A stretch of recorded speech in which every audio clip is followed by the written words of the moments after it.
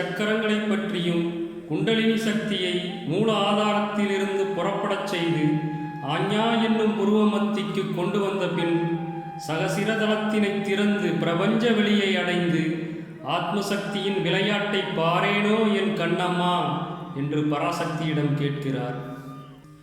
எஞ்சான் உடம்படியோ 7 வாயிலடி பஞ்சாயக்காரரைவர் பட்டணமும் தான் 2 அஞ்சாமல் பேசுகின்றாய் ஆக்கினைக்கு தான் பயந்து நெஞ்சாரனில்லாமல் என் கண்ணம்மா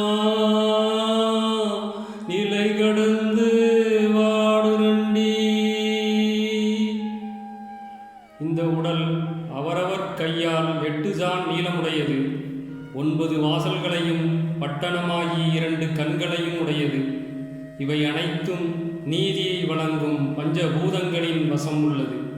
அப்படி இருக்கும்போது அகம்பாவத்தோடு பேசுகிறாயே, அவர்கள் தண்டனை வழங்குவார்கள் என்ற நினைவு இல்லாமல் என் கண்ணம்மா நிலைகட்டு வாடுரண்டி என்கிறார் அழகினி சித்தர். முத்து முகப்படியோ முச்சந்தி வீதியிலே சத்தாம் இதழ் பரப்பி பஞ்சனையின் மேலிருத்தி அத்தை அடக்கி நிலை ஆறுமிலா வேளையிலே குத்து விளக்கேற்றி என் கண்ணம்மா கோலமிட்டு பாரேனோ.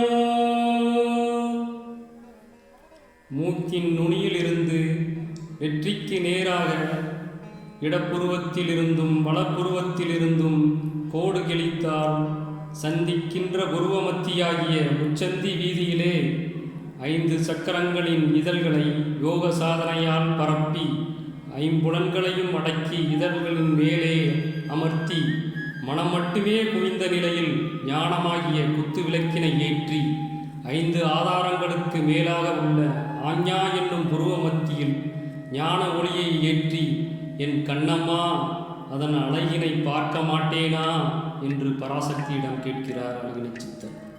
திருச்சிற்றம்பலம்.